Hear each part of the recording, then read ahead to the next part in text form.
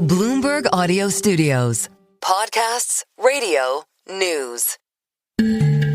World leaders are meeting at the UN in New York, but in the diplomacy battle, is China making inroads in Africa? We Chinese believe the African economy has a very bright future. We not regard Africa just as a destination for charity. We want to be economic partner for all African countries and to grow with you.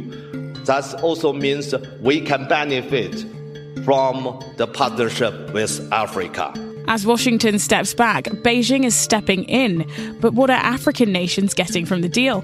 If we are to realize a sustainable future for our beloved continent, Africa, and China, and indeed the entire world, we must acknowledge the reality of the interdependence amongst our community of nations. On today's episode of the Next Africa podcast, we'll look at China's relationship with Africa and what a change in global order means for African investment.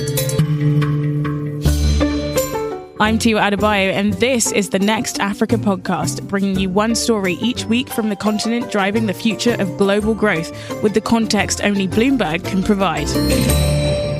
While Jennifer is away at the UN General Assembly, I'm looking after the show this week, and joining me to discuss China's growing interest in Africa is our Asia columnist Karishma Vaswani and our Africa economist Yvonne Mhango.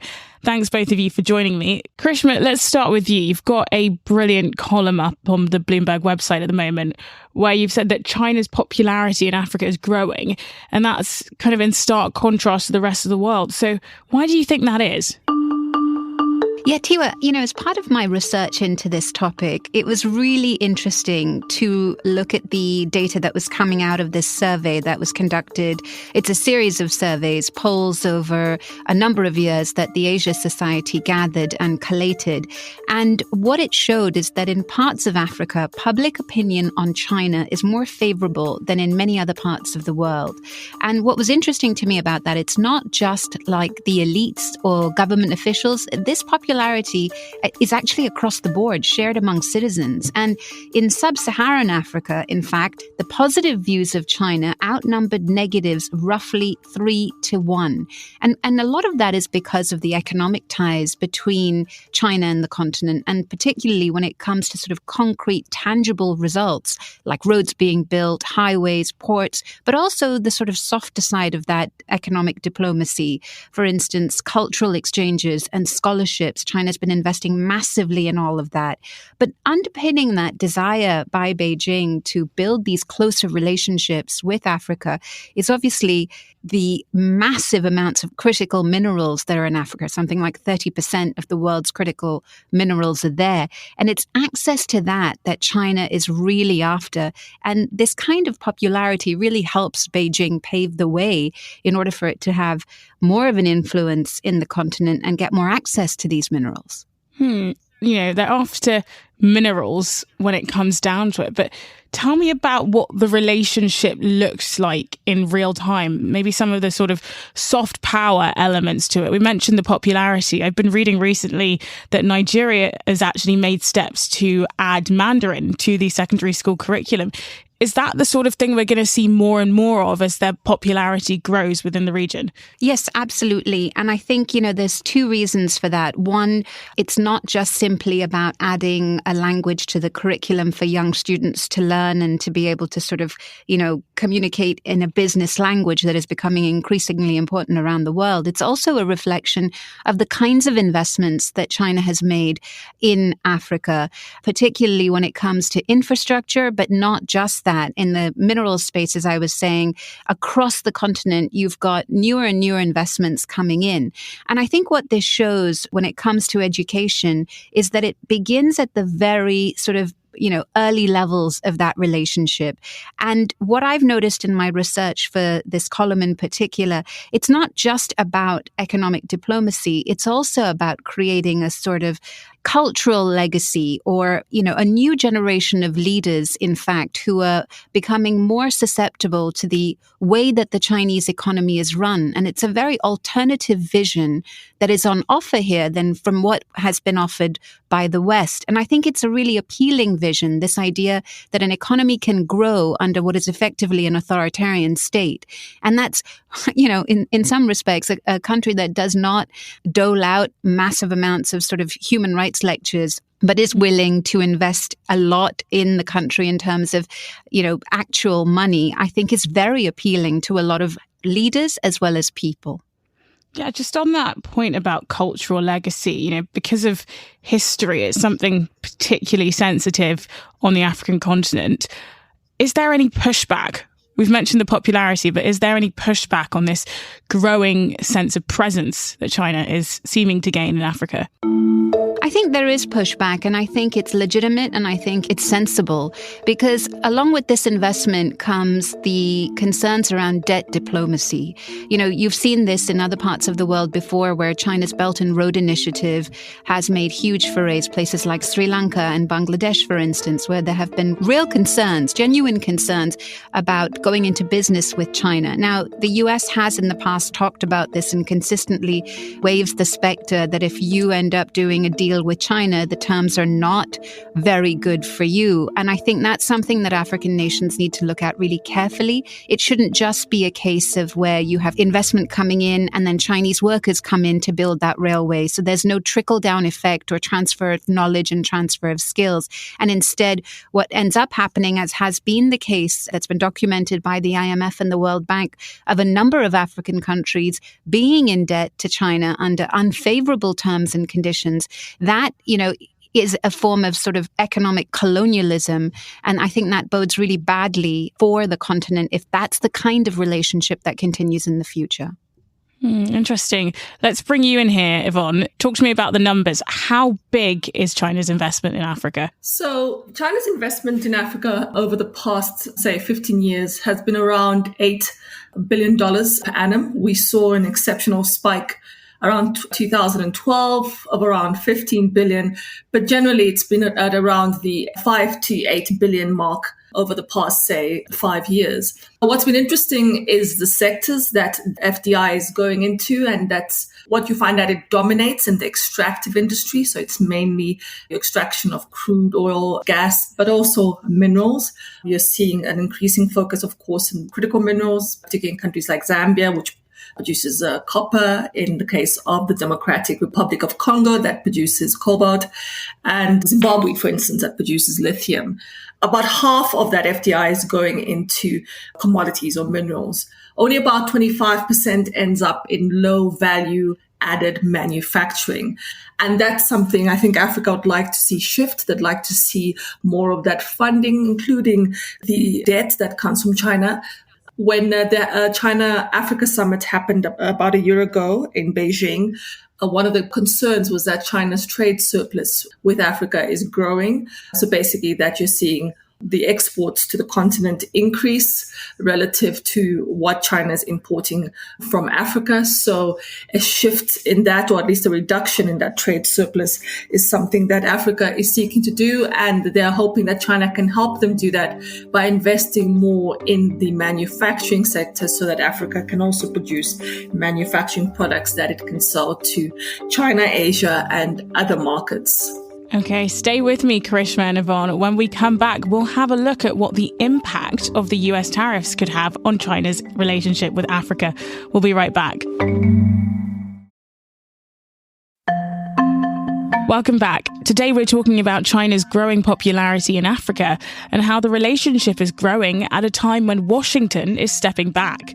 Karishma, Vaswani and Yvonne Mhango are still with me. Before the break, we talked about Chinese investment, but China also sees Africa as a customer base. Yvonne, what is China exporting to Africa? It's mainly manufactured goods that's coming, low value added manufactured goods that are of low cost compared to those from other regions. That's what we're seeing coming into the continent at very competitive prices, which is probably another reason why African countries are struggling to break into the manufacturing industry. Let's talk about tariffs here. Have they made it harder for China to export to the US? Is that having an impact on the amount of goods that are being sent to Africa? In terms of the response or the reaction of African countries to the tariffs, what you're seeing is that countries that have been hit hard by these US tariffs are seeking alternative markets for their products.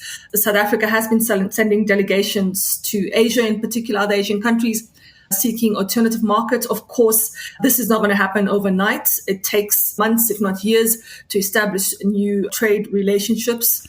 That will take time in terms of achieving. And I guess China is also one of the markets they're looking at. But also keep in mind, the US is a significant global consumer of imports, that is. It is South Africa's second biggest trade partner. So trying to find markets that can take up the share of exports from South Africa that were being consumed by the US will take time. I'm interested. We've been talking about some of the countries that are the hardest hit by tariffs, like South Africa. Is China then a winner of this tariff situation? Does it put some African countries that are hard hit in the position that they want in terms of looking to diversify into other markets, which could be China? Has this helped them? The two answers to that question. So the first one, yes, it helps China in that not just Africa, but I guess the rest of the world is now seeking alternative trade partners, given the more inward US policies. So it does imply that countries globally, including from Africa, are more receptive to exploring trade relationships with other countries, including China. That's the upside, and that's what we expect to happen. Karishma, it seems like this relationship between Africa and China has ramped up recently. Is that true?